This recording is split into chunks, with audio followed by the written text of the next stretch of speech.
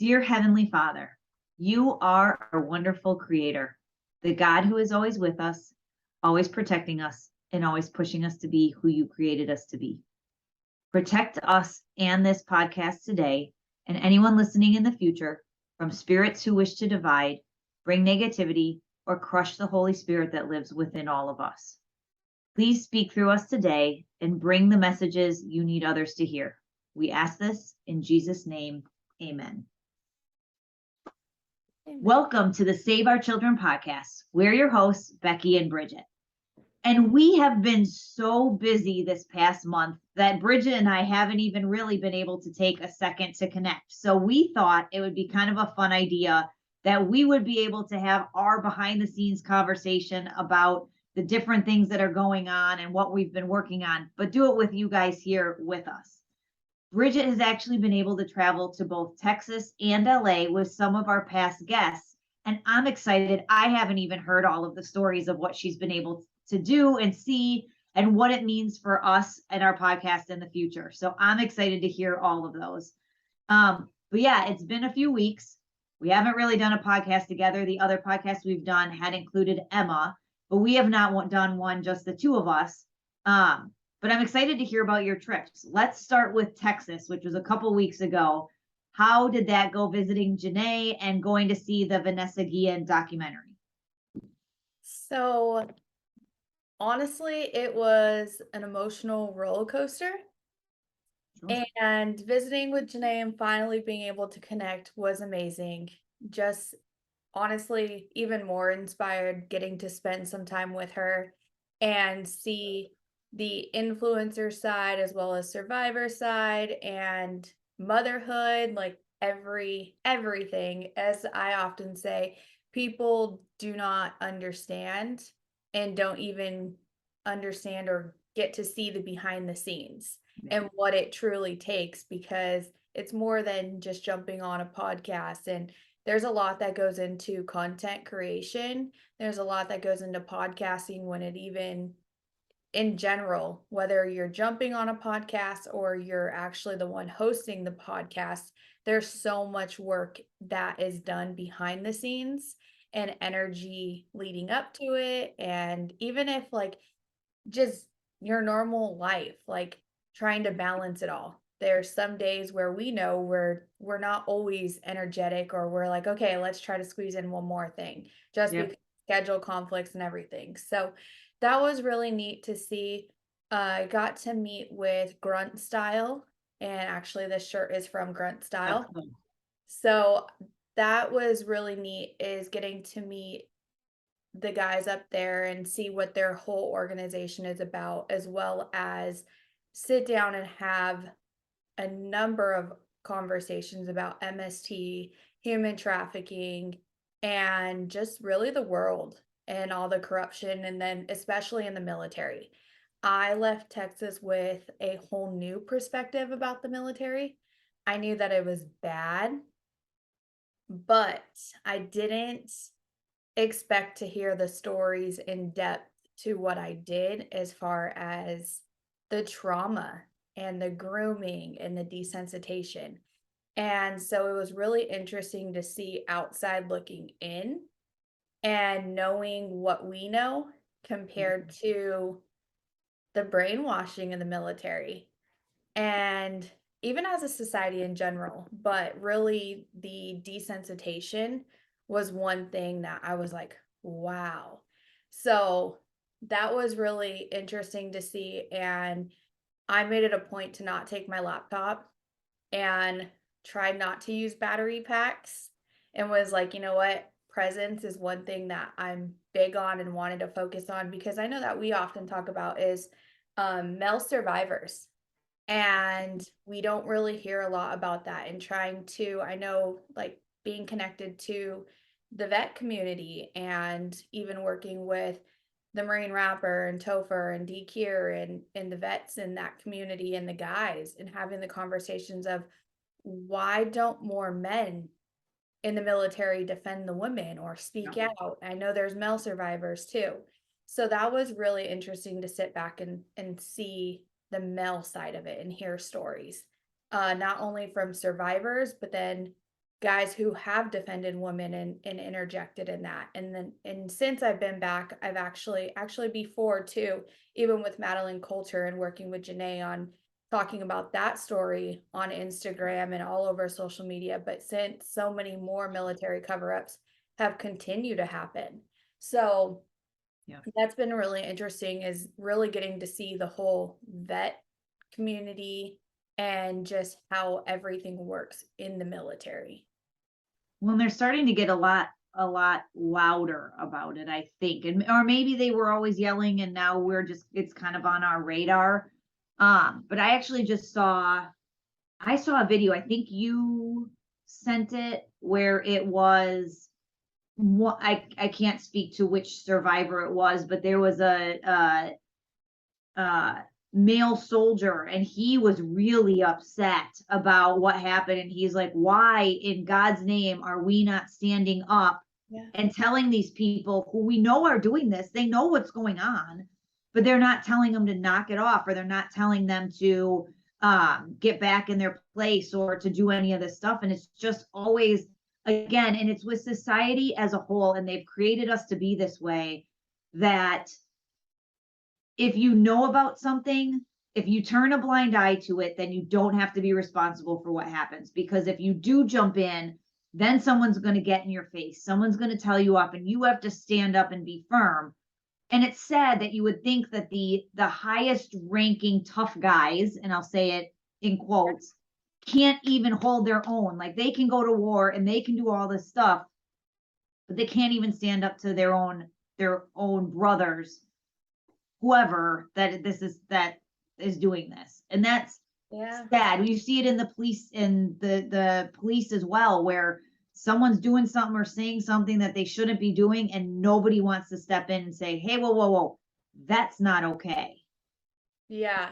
It's And all silent. that was one thing that was really interesting of being amongst so many women with Vanessa Guillen's family and her sister, Myra, when she was doing the Grunt Style podcast with Janae and Stephanie from Pink Barracks, she stepped in, or I'm sorry, Pink Berets, she stepped in and she did the podcast with Janae and Myra and Tim. And that was really eye-opening to hear that conversation, because you have, if you look at the different perspectives, you have Vanessa Guillen's family who's demanding justice, demanding answers, and led this whole movement that even gave so many survivors a voice on social media. Mhm. Then Yep. you have Pink Berets who actually did the documentary, and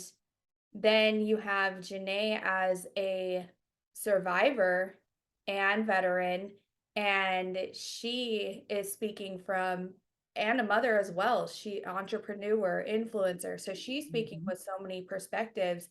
And it was really eye-opening to just have that conversation, even off when they weren't recording, even offline, and just hearing all of the different perspectives.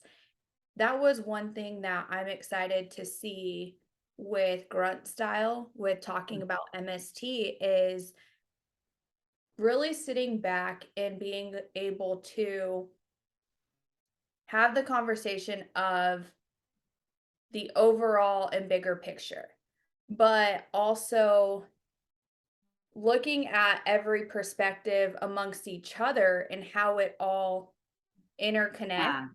and how it affects mental health. That Mhm. is one thing that I constantly heard, was the mental health, but then also just knowing too, like from what we know when speaking out with human trafficking and working with survivors, is a lot of people in the military are just learning the term MST. So And that what does that mean for those listeners who didn't listen to our podcast before? military sexual trauma. So when a lot of survivors and even people in the military, victims, are just now learning that term. And Mhm. so as they're processing what has even happened to them, because again, you have to remember the grooming, from what I personally know based on what we've learned and talking to victims and survivors is the grooming starts in recruitment. And then the programming and desensitization and even going through Hell Week and training and all of that, they're broken down. Like, it's mind blowing. And just hearing what they have to go through just to even make it to the next ranking. And there's so many rankings in so many different, like the army, and hearing Intricacies. Yeah. yeah, so all of that I was new to me, and like I knew the basics, but I didn't understand like what each level did in the rankings, and there's a lot. And so Yep. that was really interesting to learn, but also just so many of them are just now learning that. So then you have me who's civilian outside looking in, and I'm talking about human trafficking. And me, I can't turn it off, but then at the same time I'm trying to be mindful because I don't want to trigger anyone, and because there's so many that are just learning the first term MST, and then when you throw human trafficking, it's just like, psh, it's too Right. much. And Right. so that was that was one thing that there's so many organizations and so many powerful voices in one room trying to figure out how to help one another. So that was beautiful to see. But then also looking at that and saying, how can we help raise more awareness and shift this to create change and make a bigger impact? So having that conversation with Grunt Style was huge because they have the biggest military and patriotic brand out there.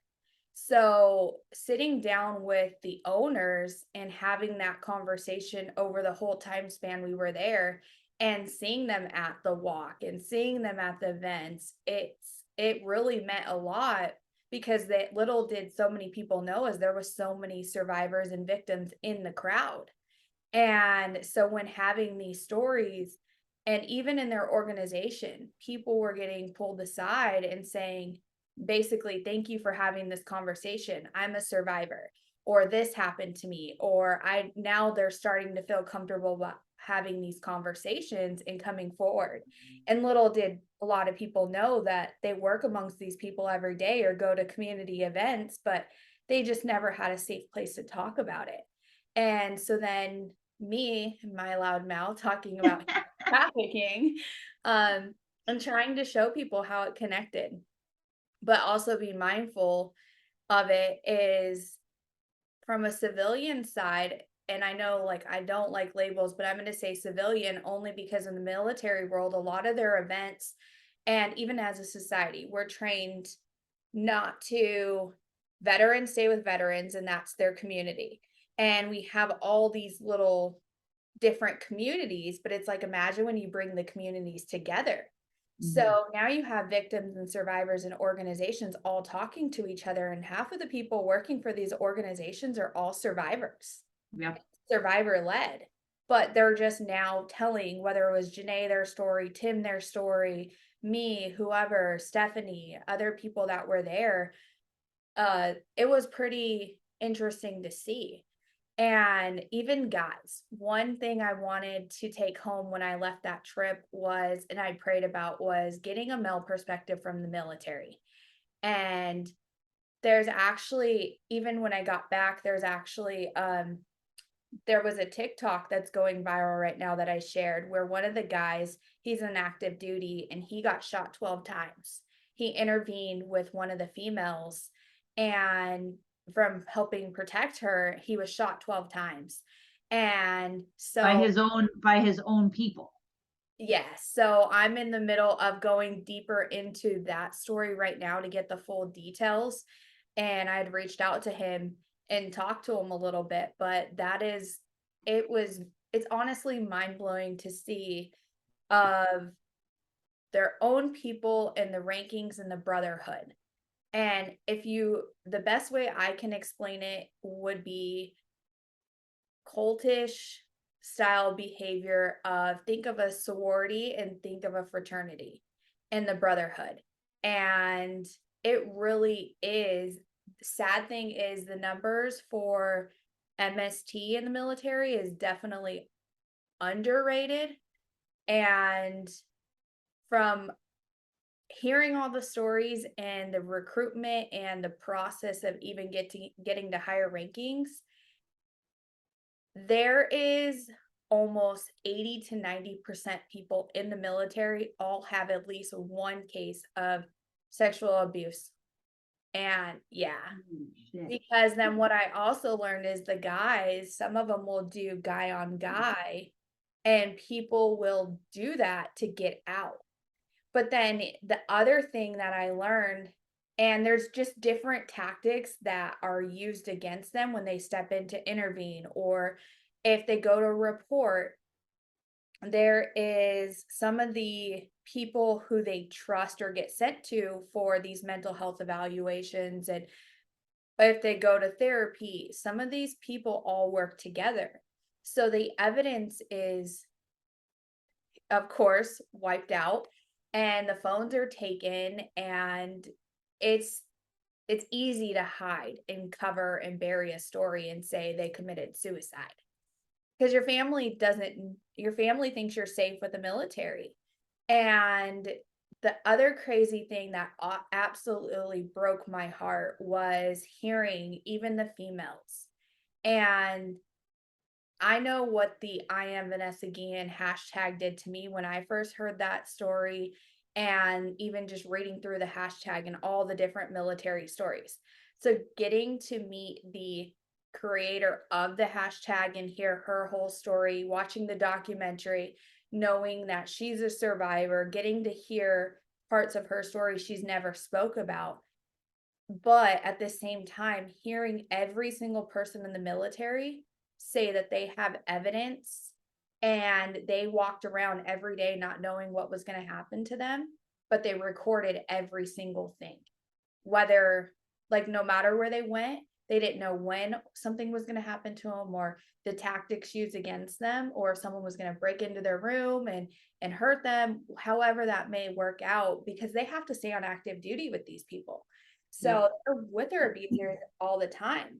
So that was one thing that broke my heart, was knowing all these people and all these victims have evidence on their phone, and there's no one they could go to for help because of the corruption so deep.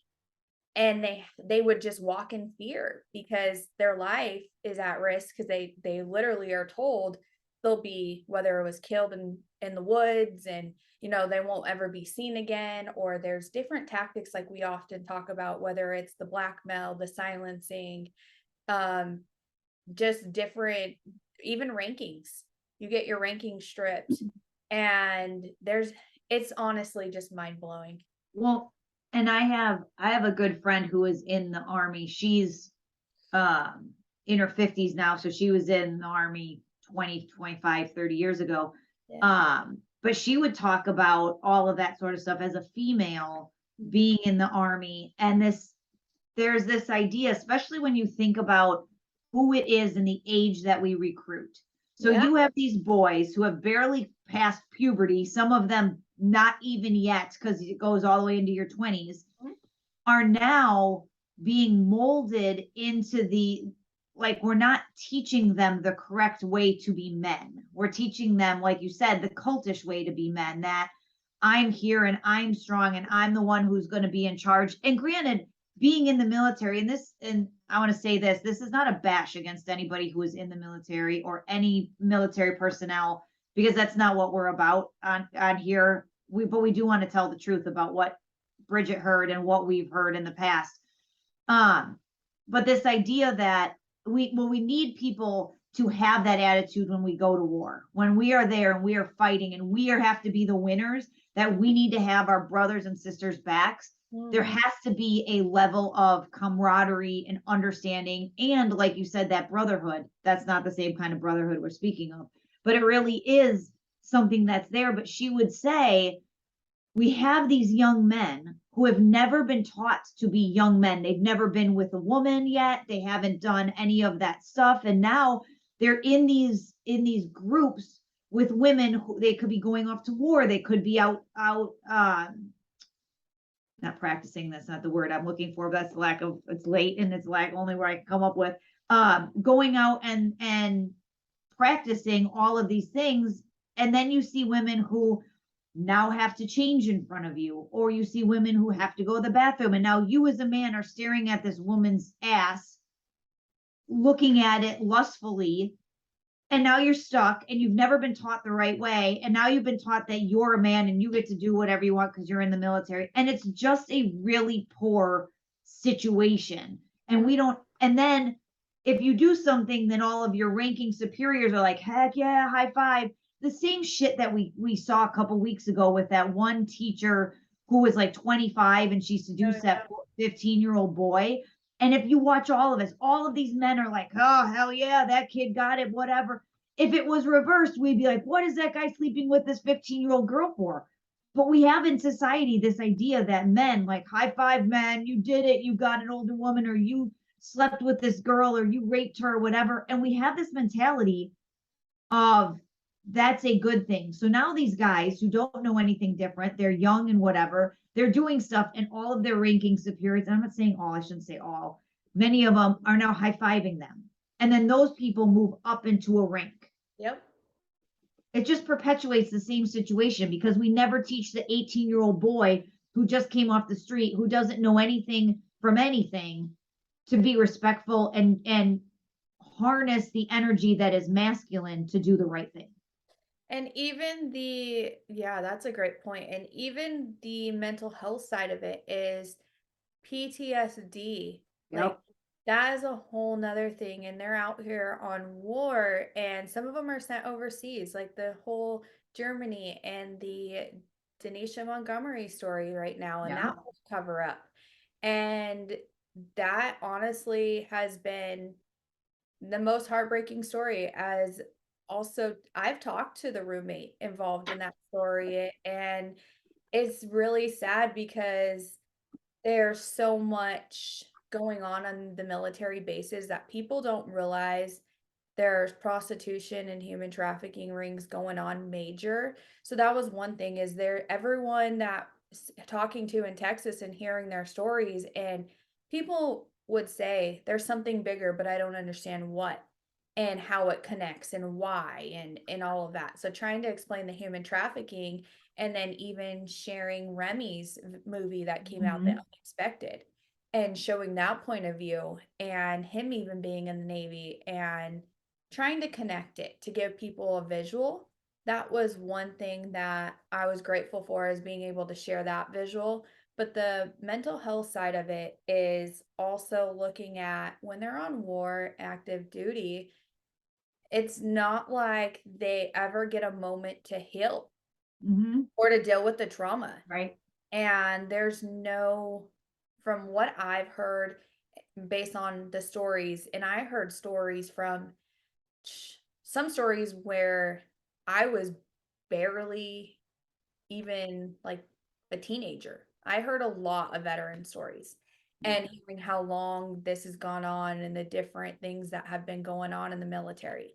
So it was eye-opening to see even the trauma and like what happened. So I know with a couple of stories I heard where if you basically say mental health or report something that has happened to you, then again, if it has to do with sexual abuse and rape, I'm gonna say rape because I don't like to soften the term MST, because Right. time it goes to rape.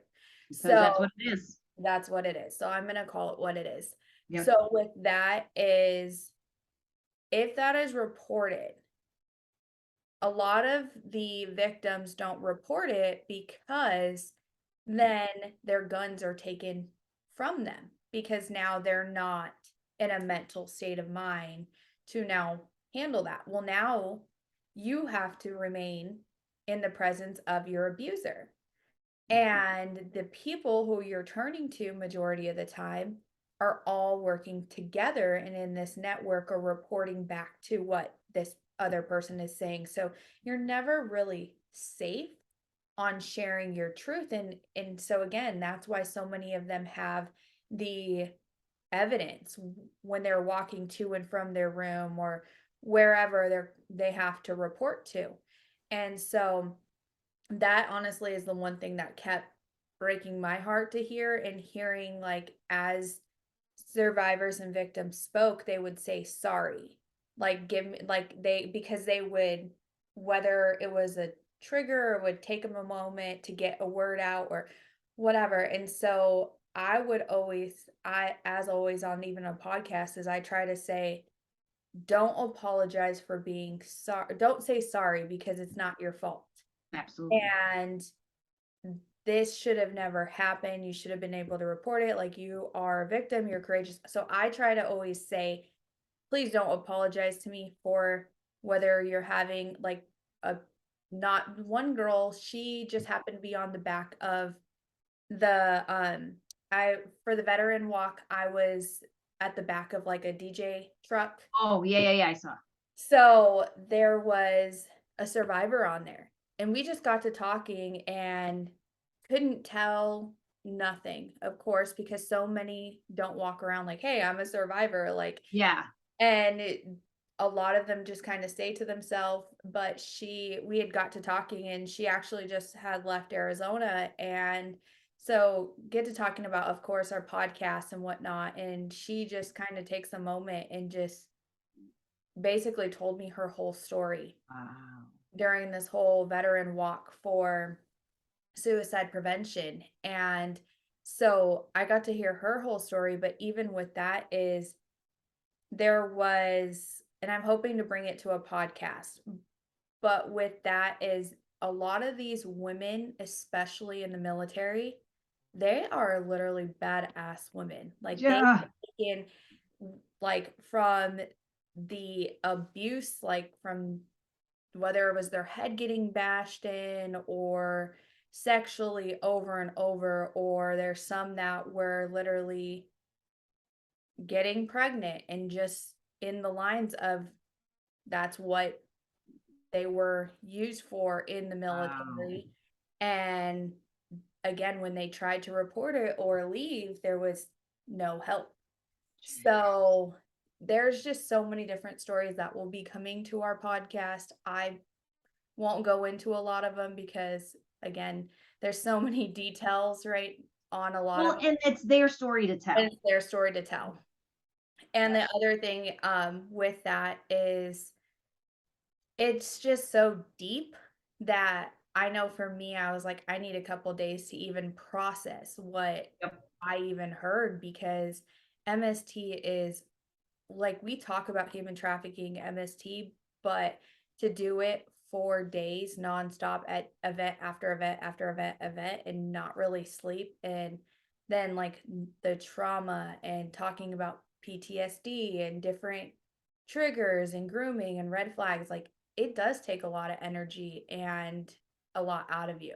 When it was like person after person after person that you met was like, "Oh, you seem like a safe space. Let me tell you your story." And again, we've talked about it on here that it's really hard to be the recipient of people's stories Yeah. because one, it's not something we have been through, thank God, but it also is it's I would say it's a double-edged sword because it's really that thing where it's like I love the fact that people feel comfortable with us, that they see our light, they see our goodness, and they're willing and want to tell us their story. But it's also very difficult to hear those stories because you can't do anything about it. We can't help them except allow them to tell their story and to be that light for them. And that is a hard place to be. It's a great place to be. And we praise God for giving us that platform, but it's also just really hard. And like you said, to do that for 4 days straight is heavy. Well, too, and just knowing, like, it makes me want to advocate so much harder. And I know for me, it changed the perspective of how I have specific conversations around the military.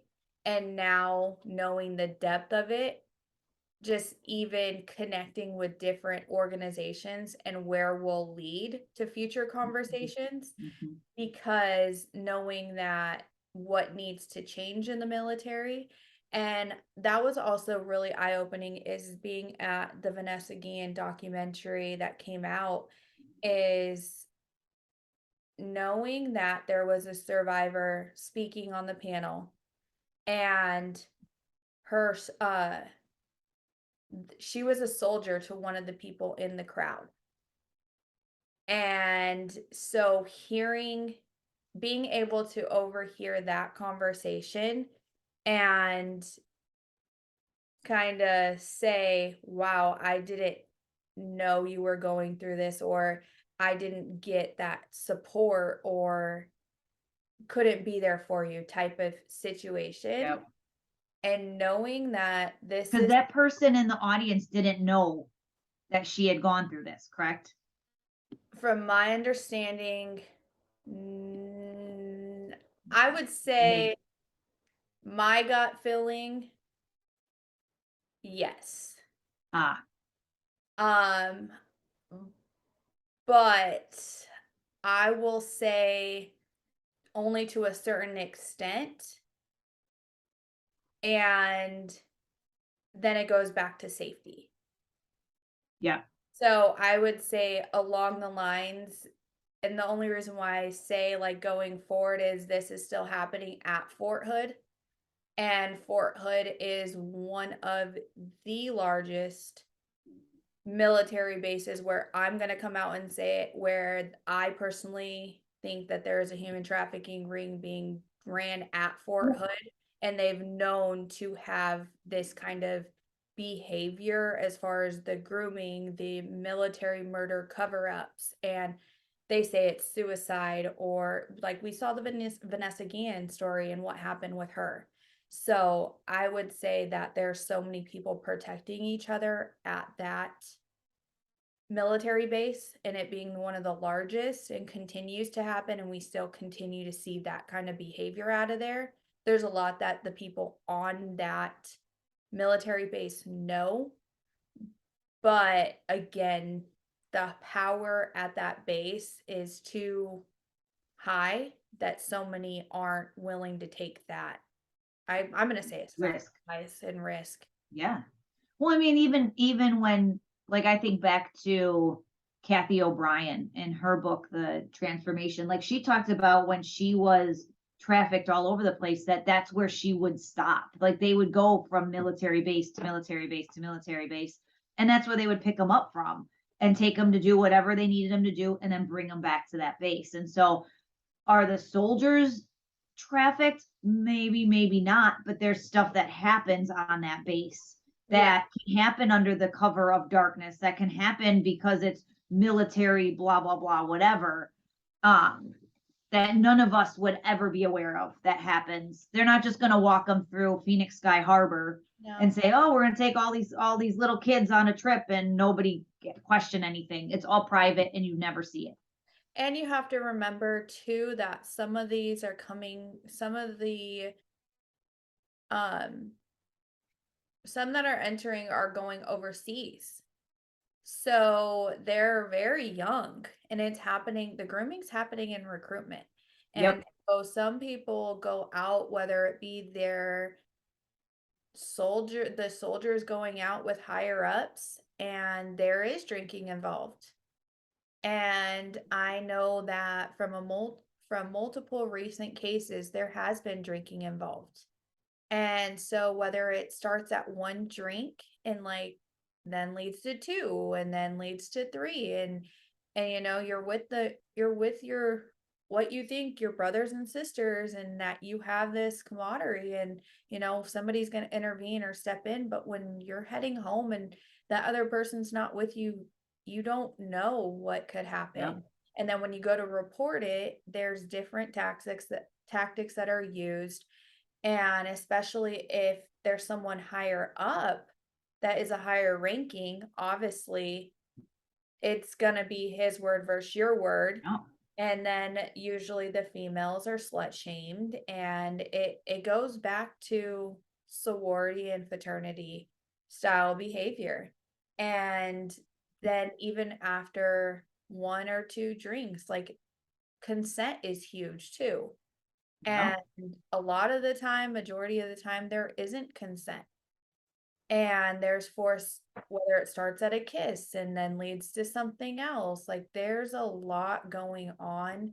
And I would say it even happens, as the military is an example, but it happens in different organizations, whether it be a church, whether it be in, again, college campuses. You see Yeah. it in the sorority houses, fraternities, and then you see it in entertainment, in Hollywood, and getting to the higher elite status. And MK Ultra is one thing too, when looking back at even the military, and as a society, we all have been programmed in different ways. And shoot, right now with everything going in the world, we our government is the most toxic relationship. We all have PTSD dealing with it. Truth. So trauma trauma and healing is very important. And so that is one thing too from Texas, is you'll be seeing on our podcast is, I know there's someone at Fort Hood that I really want to bring onto our podcast, and different authors and panelists from the I Am Vanessa Guillen That's cool. documentary that will be coming to our podcast. Again, it's going to be on their time, because a lot of this is newer to some of those survivors. And so definitely going to be respectful of them and mental health as well. So, That's a heavy trip. That is. but it was Oh, really good. It was, yeah. Like a lot of times it's one of those, like, that's the best trip I've been on, but I just need to recover from all the stuff I learned. And yeah, we're hoping, and again, we don't have nothing planned, but we're hoping we can bring you guys some roundtables with these folks, and like, let's hear their story. Let's give them the platform. Let's have them uh talk about their story, but we don't want to pinpoint anyone to just like come on and tell their story. We're hoping we can get a few so that we can make them feel comfortable. Again, like Bridget said, we could be doing this for a year and still not cover all of the people that we could meet, but we want to make sure that our listeners can really have some good insight to this, that it isn't just one-off people or people you hear on the news, that it really is something that's happening pervasively across the military, and that's something that needs to get fixed and looked at. and again, it's not a bashing the military, it's not Nope. bashing men in military active duty, or even the females. The females are, some of them in the higher ranks are nastier than the men, and females can be grooming too. So having these conversations and where we want to go with it, and I know for sure trying to do a roundtable with some of the advocacy, and like Pink Beret, that is one organization that I was able to speak with over the 4 days that I was there, and love the work. Like they're at DC, literally at the Hill, fighting and There you go. making change. So I know that a lot of that is they've worked very closely with the Vanessa Guillen family, and they will be doing more and more, as there is a Netflix series coming out on Vanessa's story, and her sister just started an organization on her behalf. And so there's a lot coming out of there. But again, having these conversations is like, it's important for us to know what's going on in the military and the things that aren't talked about, and Yep. how we can help, whether it be if you have a family or friend coming back from active duty, or might be a veteran, or even just dealing with mental health and trauma in general. Not only supporting, but then also understanding a different perspective.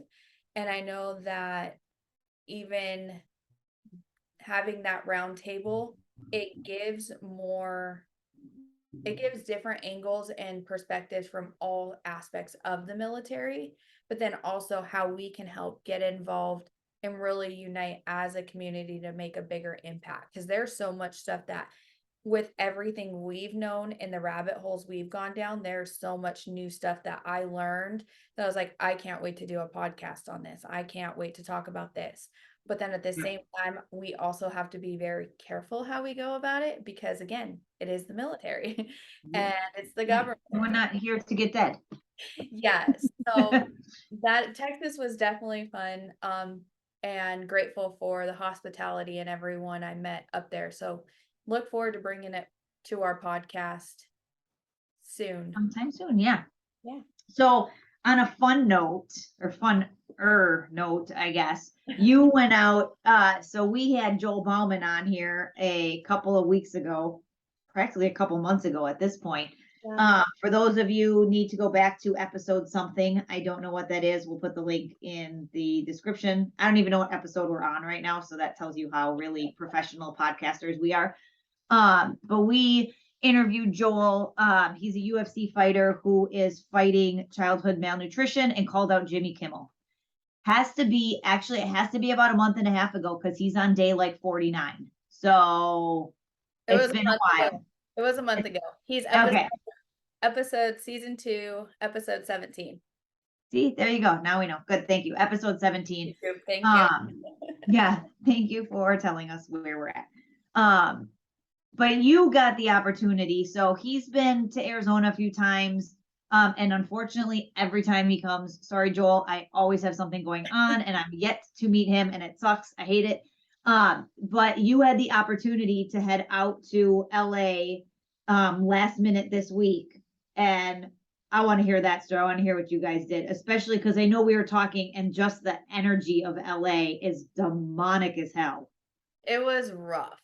Let me tell you, I could not sacrifice more than one day of energy there. And he's very high energy. We were also with Sean, who is actually filming a couple documentaries right now. And Fluvid is one of his documentaries that comes That's out right. tomorrow, which will be the October 15th. 15th. And so he is doing amazing things with his documentaries, but all of us, like, we're all on the same frequency and walking down Hollywood Boulevard. Oh, it was literally, Icky. it was so dark. First of all, flying in the turbulence, like I literally made my flight like 35 minutes before I jumped on a plane. I was like, okay, I'll be there.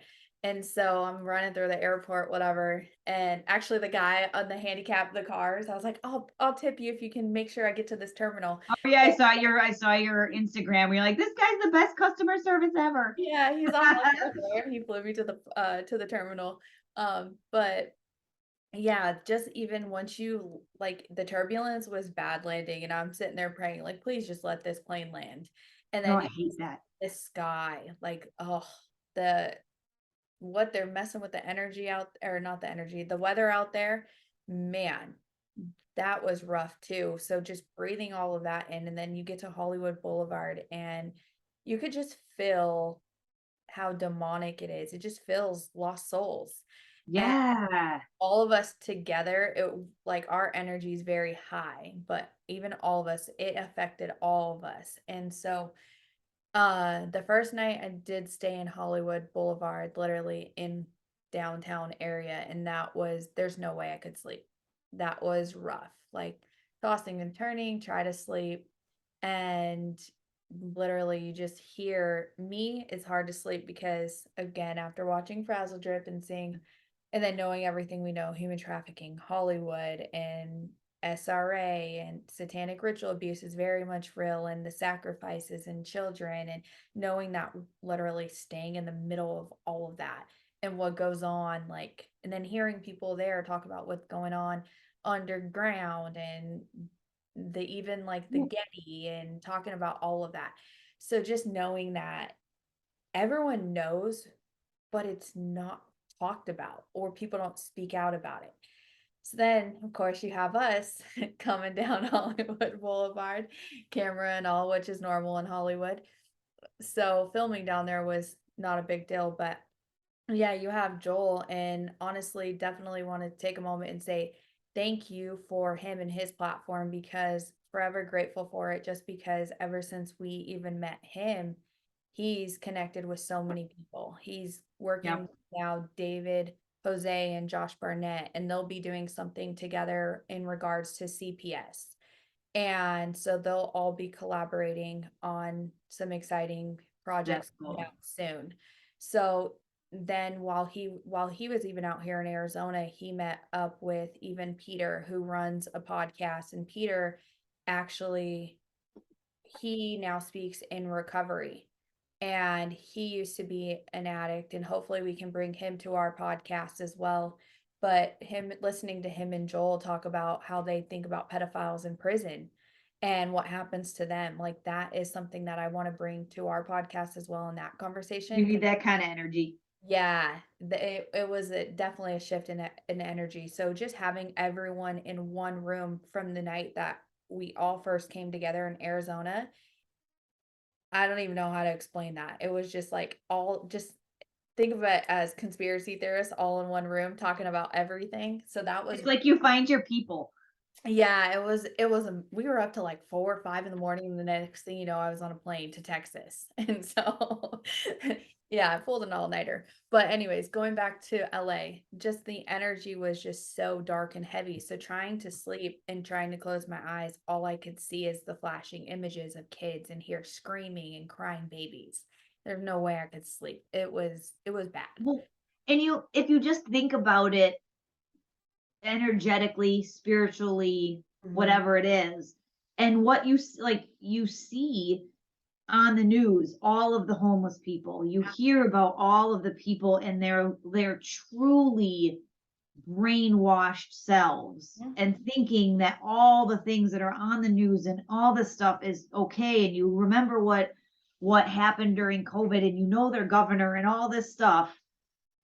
And there's when you said that, when you texted me and said like we couldn't sleep, the energy was bad, and I was like, there's no doubt in my mind that the energy is bad, because if Satan owns any place in this country, it's that city. Mhm. And I mean, that's where all the people go to want fame, and that's what they do, and you'll do anything for it. And Satan owns it. That in New York City, I would probably say is the other one, Mhm. that's where you head. And but it's interesting because I mean, that's not your first time going to LA, correct? No, And but but it it's in was different. It was such a yeah. experience. I It took a lot to walk down Hollywood Boulevard.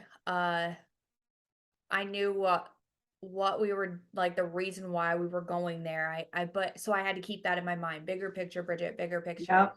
But even walking on the walk of shame, and like literally just felt like I was walking on sacrificed children. Like it just changed my whole perspective. And I had been back there, or I had been there a couple times, but since knowing everything I know about traffic Right. and doing what we do, it completely changed my whole perspective of it being down there. And then the little it clown was on the corner, and of course they for sure know who Joel was. Like he couldn't go live on Instagram.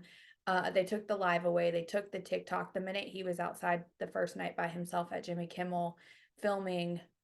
For sure, the next day, all his live platforms were taken. The videos were pulled. He got censored on all of social media. And so for sure, the people all around there even knew. It was interesting when we were across the street and they were filming just like an overall view of the building of Jimmy Kimmel's studio for the Jimmy Kimmel challenge that Joel's doing. Uh on it, it has the whole Freemason literally talks about, in fact, I'll read exactly what it says. So they were trying to do a Wow. full shot of getting that in the background, and this guy had walked over, like he was placed there for sure, and he's like standing off to the side, just pretending he's like this, just I don't know, people watching or something. But then he kept like making eye contact. So we made it a point to walk past him a couple of Yeah. times. And the guys made eye contact with him, but Well, especially someone like Joel, like for a living, he fights people. mhm. So he's not too afraid of very many people. No, he's not But it's afraid. interesting. I think it's so interesting. And I love it that he's at a position, he's put himself in such a position that they know who he is. And Mhm. again, I know that he had commented on something where it was like, "Hey, Jimmy, you're going to come after me for defamation of character Yeah. because I must obviously be lying. If I'm lying, let me know and I'll come to you." But of course, he hasn't done anything. And if you guys don't know what we're talking about, again, go back and watch that episode. Look up Joel on Instagram. He's got or on YouTube and stuff. He's got a lot of background information as to why he's calling out Jimmy Kimmel and all this stuff. Yeah, So you go check it out. just do hashtag Jimmy Kimmel Challenge or Yep. look up underscore King BAU. So on Jimmy Kimmel's building, it says Freemasonry builds its temples among the nations and in the hearts of men. That's the building that they record out of. Well, that's oh, That's a you're done. It's telling us we're done. yeah, like it's literally like Well, I mean, nothing and with the pillars and everything, like yeah, nothing it's surprises me. literally like embedded in the building and that's where they record out of. So yeah, that was the day that we were outside there and recording across the street. And then of course they went closer and they filmed in front of it. But then too, we went through the back of it. By the parking lot. And so we were talking to the security and like even the night with the girls, we were asking like playing stupid, like, oh, so what time does recording start? If we wanted to come into the show, of course you have to be vaccinated. We weren't about to try to do that. And then if you use a fake vaccine card, like obviously it's a felony. So um we didn't even get any of that stuff. But yeah, We're not there to do that anyway, but I yeah, wouldn't even try to do that. It's not worth it. no. So just like even trying to talk to security and going through the like the back alleys and even taking a picture out there, like security was very well aware. And so like it was just weird because like sometimes like they would start talking to us, but then once they saw like all of us together in the shirts, it was just like they would just stop talking. And so one of the girls had asked the security at the back door, she's like, "So, like, what are some other places to like go visit and sightsee around here? Like, I'm just visiting." The lady just like it was I think it was no, I think it was a guy. Who knows in LA? I mean, let's be honest, who the But hell knows? the person at the back door, they basically the energy shifted. They just like would not answer the question. And it just got so weird. Like, and so it was almost like so they were checking a paper and as far as like who was in there performing that night. And so they were checking a paper, getting ready to say it. And then it's almost like they got a text or like a call on like the earpiece. Oh yeah. Yeah, it was the weirdest thing. And then just even asking like what time they start recording and like how long the show is, like the energy just got very weird. So that was pretty interesting. But like the back of it, they have the parking structures where literally it's just like, here's the parking structure, here's the Mhm. door, like literally just a little alley, and then the door is like right there. Huh. But it's not protected. I mean, it's wide open to everyone. And again, you're on a Mhm. public sidewalk, public alley, all of that. So we were just sightseeing as people being out there. But yeah, again, the energy was it was heavy. And so I could only literally we only did a day there and then went off to the beach side. But well, I only stayed one night there. They were there longer filming, but I only stayed one night there and then went to the beach side. Because in the minute that you drive out of the city, you're like, I could just feel my whole soul, like I could breathe. And so Yeah. I had like lavender with me the whole time, like rolling the little roller ball on me, You're like like dumping it on your head. yeah, trying. Oh yeah, I had to shower so many times. Like, nah, I had to get that energy off me. But it was rough, but it was worth it. It was definitely a good trip. Just again, it goes back to the bigger picture and raising awareness and even just connecting with the people that I got to meet out there and even spending some time with Sean and his girlfriend and even watching the documentary on Mhm. Flat Earth and like his films and everything that he does. That was very insightful too. So Yeah, he will actually be coming onto our podcast and sharing his production and that's all cool. his what people would call conspiracy theories, aka truth. Uh, Truth. so we'll be bringing that to our podcast as well. That's so fun. Like, I've done nothing in the past month, and you've traveled all over the place and done really cool, super fun things, but that's okay because I have a million things I I have got to to do. listen too on Eddie Bravo's podcast. That was neat. And Yeah. like he's also friends with and has been on Joe Rogan and all of those conversations and just hearing like a lot of truth from his podcast. And so it's actually been interesting because I got to sit in on, we do our podcast like this.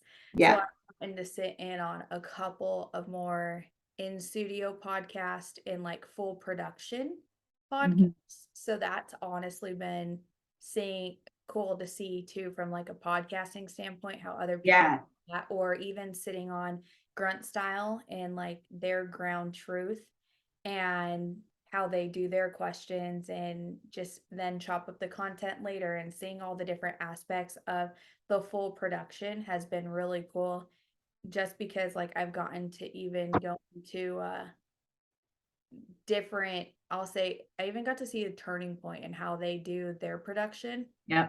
when Our Topher, our free production can't afford to pay right? people. Yeah, but it honestly, and no shade to anyone.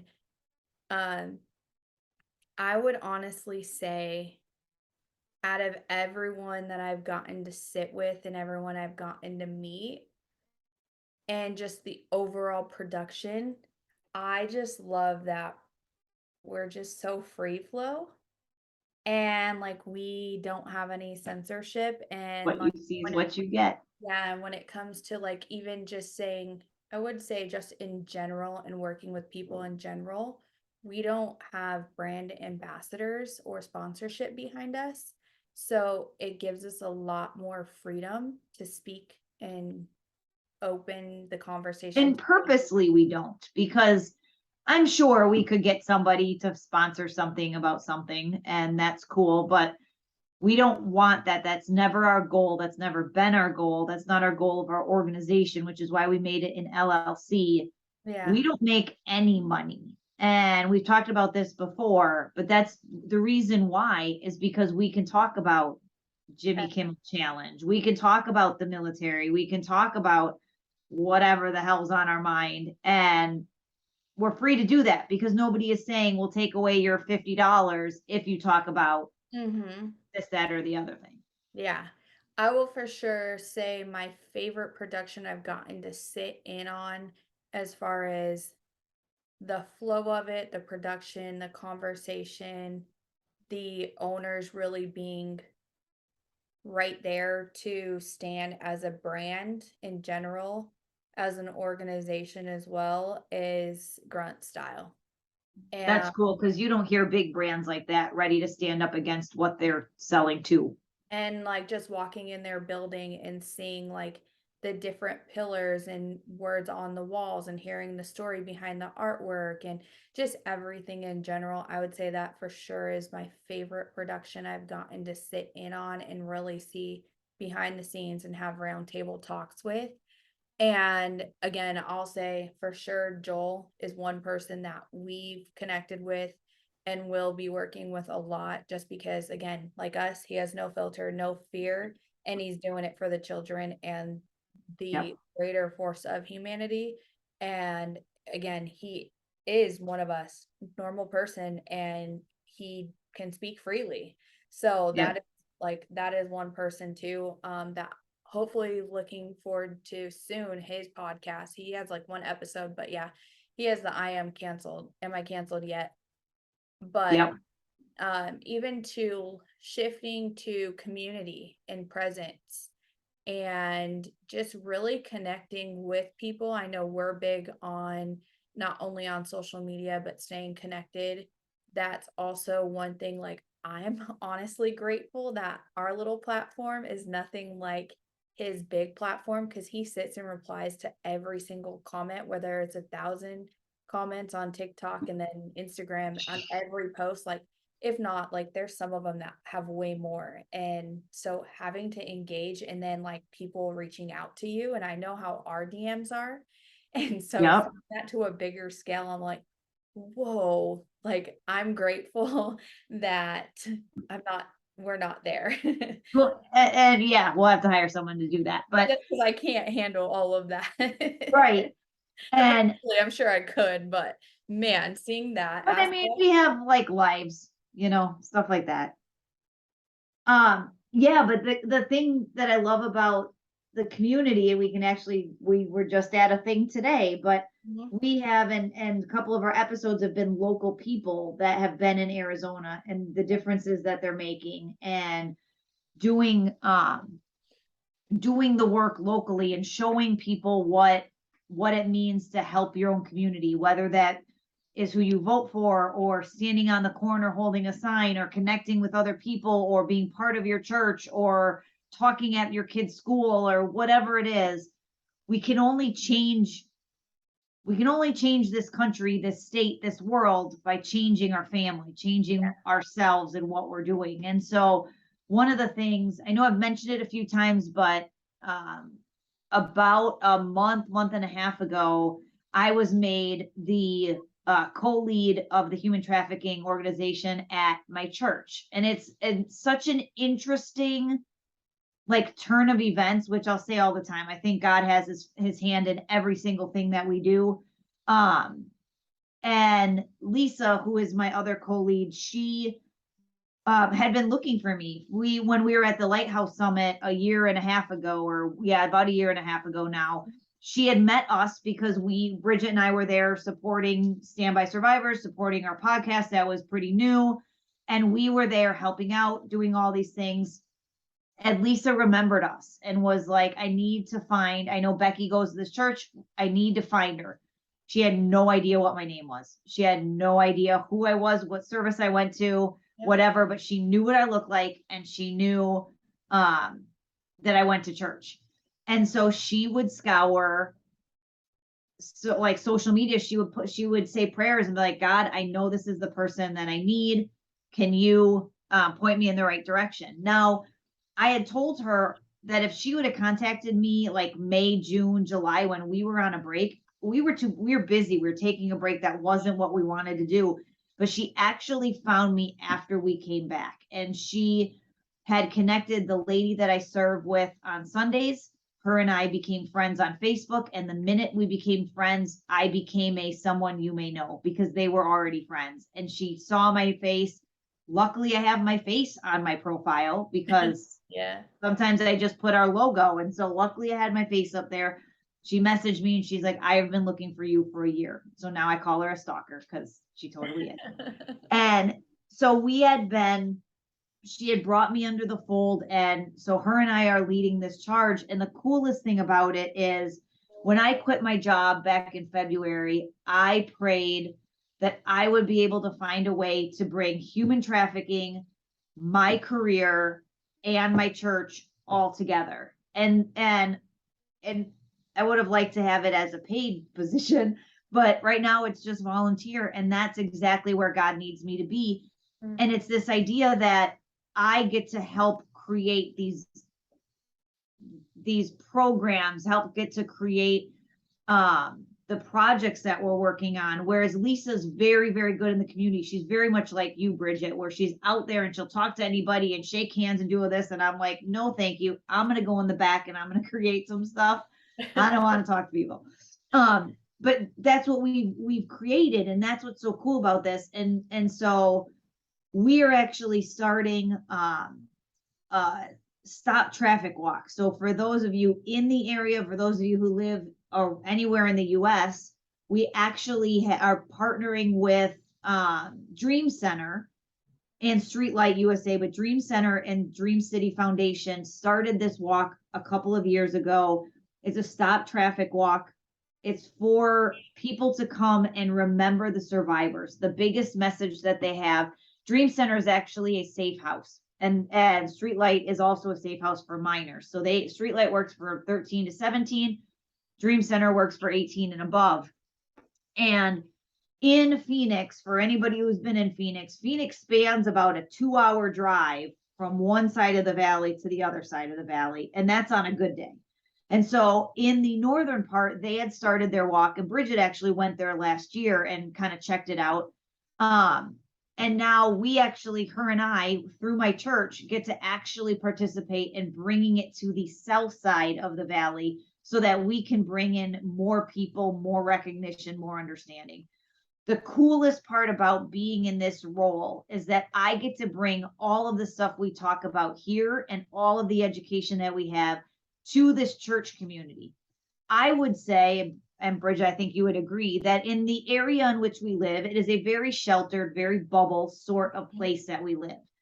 And we were at an event a couple weeks ago where Red Light Rebellion, again, an episode that we had before with Brandon and Brianna, they were on, they came to my church, and the amount of, I would say, panic and fear in these parents' eyes because they didn't know all of the things that could go wrong. They didn't realize the device they handed their child could be the same device that marches them off into their own slaughter.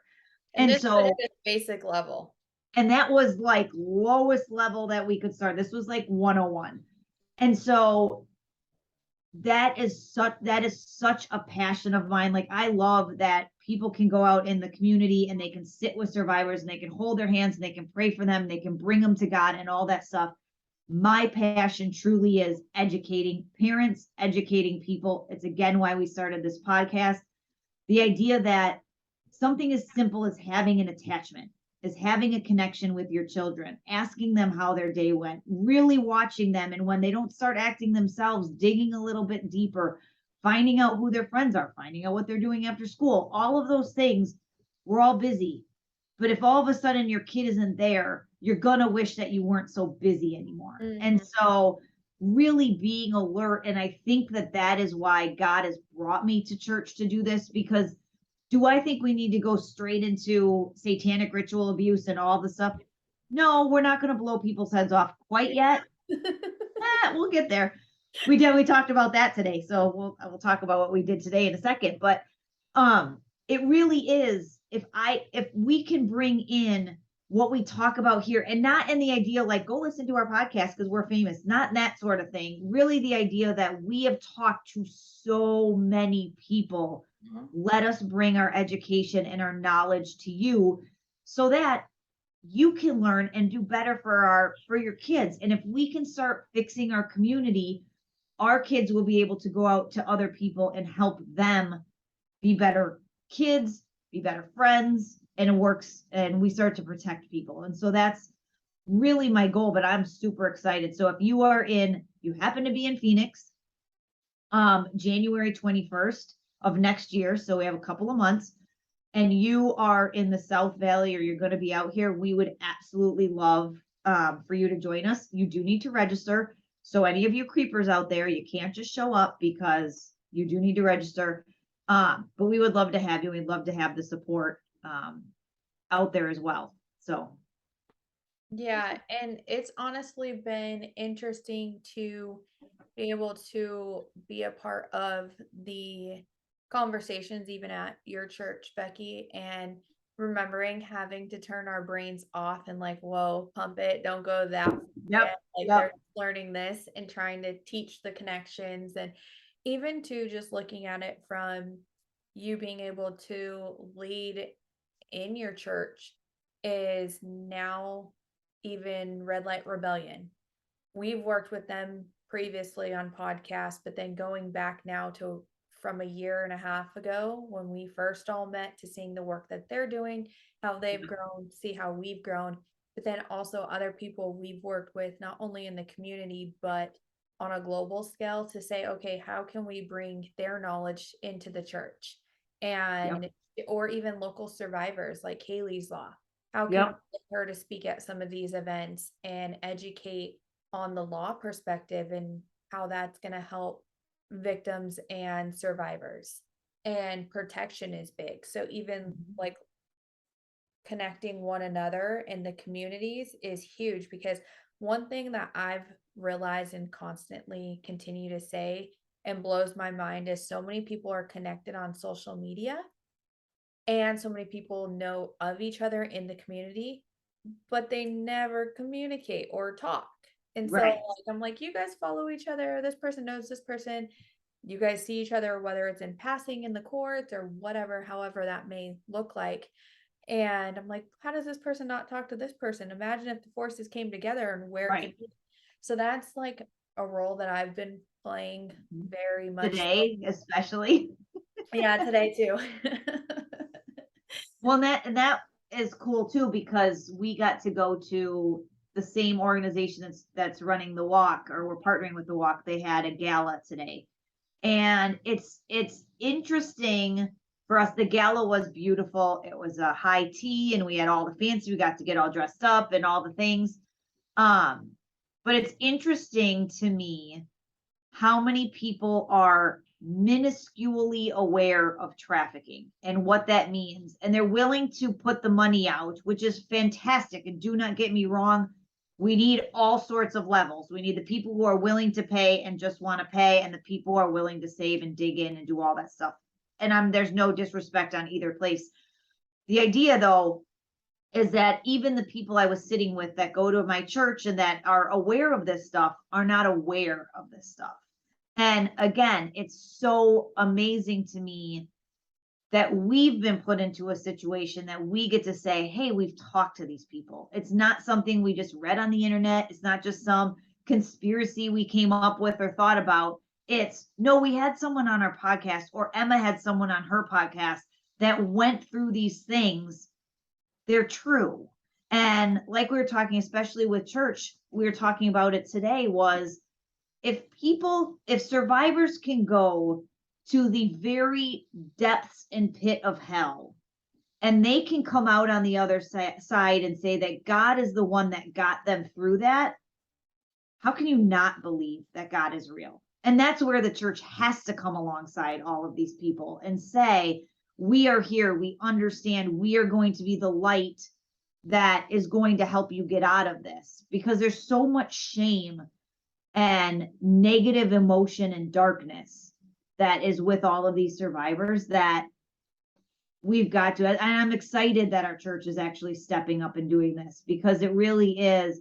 We're hoping it's going to be a big event, and that allows us again to get information out and talk about it. And then again in July, we're going to do our summit again and bring up some of the big names and kind of again blow people's brains out who are there, because a lot of people have heard about this stuff. A lot of people now in the news, celebrities are kind of talking about it, so they've heard human trafficking and they know the term, and they know it's bad, and they know it involves kids or can involve kids, and so people are ready to start figuring out what it is. Yeah. We are lucky enough to be able to say we have a platform, we have a website, we have an organization that you can start learning about what it really means. And that's what I truly believe God set us out to do a year and a half ago, 2 years ago, when we all met. And it was, all right, what are we going to do? And no one was really listening, and nothing's really coming. And now we've built this whole piece that we can now turn people to. I mean, Bridget today was just giving, they're like, where do I even turn? What do I do? And she's like, all right, here's our website. Start there. Look at those places. Here's a couple of videos you can watch. Start there. Here's our podcast. Here's our sister podcast. Listen to those. And so it's definitely God timed and God ordained that we've been doing this for a while. Yeah, I think that's one of my favorite parts, is being able to knowing what we've built, and it's all been God driven, and over the time frame we have, is it's not just, our platform's never been about us. It's always been about the survivors and survivor led. And so even today at the luncheon and sharing, whether it was books and writing down books and different documentaries and different social media handles. And then finally I was like, wait, just go to our website. We have it all right there. Yeah.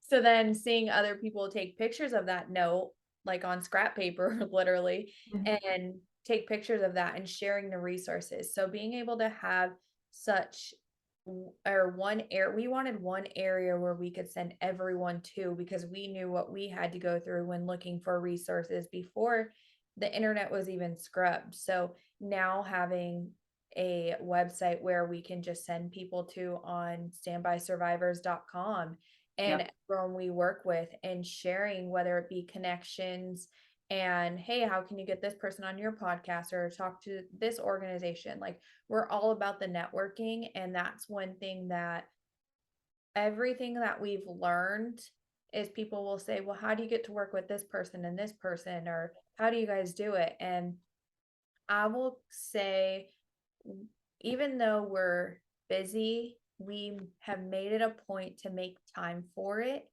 because it's something that we're truly passionate Yep. about and know that that's where God's placing us at this time.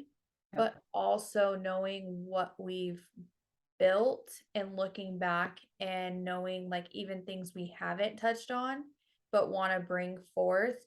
It's like we've created before our time, and now we're like shifting to now the action. Even though we've been talking about the action, Yep. now we've been connected more in the community, and you've seen and you will see us at more community presence events, even though we were doing it together before we Before. started podcasting.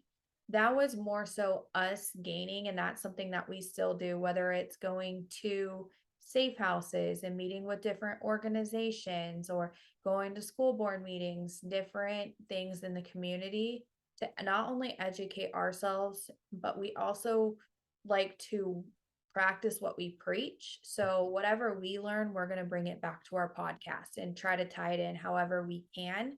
But also, we don't let fear control us. That's one thing that we don't have. So when people say, well, how do you get to, like, I know for me, people will say, how are you working with this person and this person? For me, I'm not fearful of reaching out to anybody or walking up and saying, No, hey, she's super not. Like, you should have seen her today. We're at this event and she just walks up to people.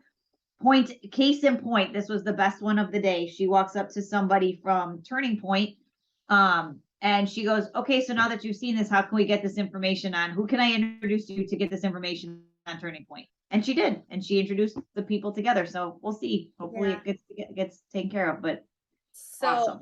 and a lot of that is just like having the conversations, and a lot of people in so many organizations, or people, I'll say even influencers, is one thing we've talked about is they don't know the depths of it, but then when they start learning it or going to different events, then they're seeing it and they're hearing it. Like, even just the hearing the survivor talk today and saying, look in this room, and telling everyone, like, literally only one person is going to be saved out of, possibly be saved out of all of everyone sitting in this room.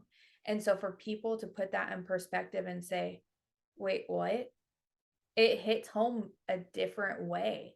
So just even those conversations. So that's something too that we like to do is we will tour different facilities before we just up and say we support this person or support this organization. Mhm. We like to volunteer hands on. We like to go see ourselves, the organization, the facilities, and everything going on behind the scenes. We've been blessed in our own state to actually meet survivors that have gone to some of these safe houses and gone through different recovery programs. And so for us, that's really what we focus on behind the scenes. So if it's not on a podcast, we don't put everything on screen, but that's because we're also doing work behind the scenes. And we're very protective of when it comes to respecting the survivor space. And when it's their time and God's timing, it'll be brought to light on our podcast. Yep.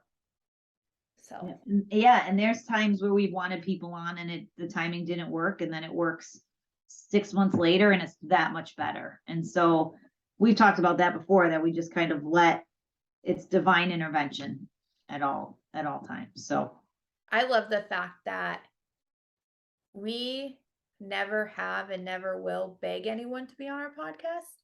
And if it nope, happens, it happens. If not, okay, we just keep going. that's cool. Yeah. Again, that's one thing that I've realized is when it comes to like networking and connecting people, I've enjoyed connecting because it's like, wait, we all need to come together. Imagine how much bigger this would be. So now seeing it all come together after like where we first were and learning and going to events together to now, like we privately talked about it and what we wanted our vision to be. So now being able to be in the community or getting invited to different events has really been a blessing because then it just helps the advocacy work we do for Yeah. podcasting that much stronger because now we not only have more knowledge, but then we get to bring more truth to you guys. So yeah, And it's a blessing. it's always amazing to me. Like even today, like some of the people that we watch on Instagram or we follow because they're part of this area or they're higher up in the organization, whatever it is. And we ask them like, hey, we have a podcast, we'd love you to be on. And the shock on their face that we would be asking them. And I'm thinking, well, you don't know how little our podcast is. Mhm. So, but it's always really cool to be like, people say, I can't believe that that's what you're talking about. That's so awesome. I'd be honored to be on your podcast. Yeah. It's cool. And it's super fun. And it's humbling to be able to be in that situation that people are feel important to come on here. Yeah. I just love the fact that we are doing what we're doing to the level that we're doing it. And we have our sister podcast with Emma and the Imagination to cover a full basis of survivor stories, but then also counter it with the parenting side and education and us work together because you don't see that anywhere. And that's one thing that we wanted. And we wanted to make sure it's survivor led. We wanted to always cut out the middle person and give directly to the survivors and the organizations, whether it be film directors and content creators and different survivors who are now entrepreneurs and give the money directly to them and let them grow. And but they're all starting grassroots like us. So that's one thing that's been awesome to see everyone's growth and continue to grow the circle and now join forces with other people locally and globally and just know the networking is just that much bigger, but then also seeing where talking about it then till now and how much more comfortable we are. Not that we were not, it's always been uncomfortable talking about specific topics to people because they automatically shut it down or, Yeah. but now being able to just, we just openly talk about it. Well, yeah, Now, because now you've worked on like the verbiage and the best way to come across yeah. and stuff like So that. also the verbiage and being mindful of how we say certain things and just the overall growth has been amazing and seeing it all come together. So again, we couldn't do it without every one of you and listening and sharing the podcast and helping us fight it no matter the censorship. And that's one thing too that people often are blown back by is when you say you're going at the elites or now you're talking with Joel and he's talking, calling out Hollywood and pedophilia and all of that. People are like, wait, what? Like, you're crazy. And I'm like, okay, well, somebody Here has we to do are. it. Here we are. Well, and it's funny because we're at a year and a half, I believe, something around there. Mhm. And like I just got the email that says we passed 6,000 downloads. And I remember when we got 50. Like I remember we were excited that New 50 people listeners. listened to our podcast. And now we're at 60. And that is 60. We're at 6,000. And that is only audio. So if you're watching this on YouTube, that doesn't even count all the people on YouTube, but those are the ones that count only audio. So again, we are super blessed. We thank you for anybody who shares our content, anybody that's listening, because again, we're not here to be famous. We watch famous people and we watch what all of that nonsense gets them. And that's not something we want any part of. We really are here, the power of one, like Bridget says all the time. We are one little podcast. If we can educate people and bring them together, we've done our job. I agree. I totally agree with that message. Anything else before we go into wrap up or I anything? don't think so. Again, if there is ever anything that you as our listener, you want us to talk about, you want more information on that maybe we could find somebody to talk about, if there's something parenting specific, if there's a new topic that you heard your teenager talk about that you want us to do, send us a message. You can go on to the Save Our Children podcast page on Instagram, and message us, and we can look and see what we can find. I mean, we don't always, we bring on who we're able to get and who we think is going to be a good fit. We always try to do that. But if there's something that somebody's like, oh man, I really wish they would talk about whatever, just message us. We'd really like to get some more feedback about what you guys like to hear. And if there's anyone who is a victim, survivor, or just even Advocate, anything you want to talk about a specific or have a specific conversation, feel free to reach out to us. We do answer every single message, and our platform again is everyone's platform. We would be willing to have any and all conversations. If there's someone you're connected to and you want them on our podcast and talk about specific things, feel free to reach out to us. If there's an influencer or anyone that you want on our podcast and see, I gladly will reach out to them. Yep. Can't guarantee it'll always happen because of what we talk about, but I'll try. Best we can do. Yeah, that's the best we could do. And again, too, if it comes to volunteering for anything in the community locally that we're involved in, feel free to follow us on all of our pages, but then DM us if you want to join or get more details. I know too that you'll see on my page, especially in the military, you will see a lot more events and advocacy on my page for the military. And that's just because, again, when I went to Texas, it forever changed my whole perspective and hit me a whole different way that will change how I advocate going forward for military. So yeah, if there's anything anyone wants to talk about or come onto the podcast with, feel free to reach out. Come on in. Yep. Or small businesses too. Definitely like to highlight small businesses. Yep. But yeah, thanks again for. It was good to catch up.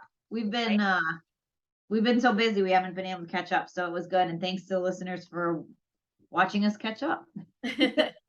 I know, literally you guys are really watching our first conversation. I mean, we talk in group chats with Emma, but even then it's like sharing articles or like, hey, can we do this podcast? Or like, you can only tell about your experience so much through a text. And so it's nice to hear the whole story of your trips and all the things you did. Yeah, which will go more offline, but you get the gist. You guys get the gist of it. But again, thank you guys all for tuning in and for your unconditional love and support.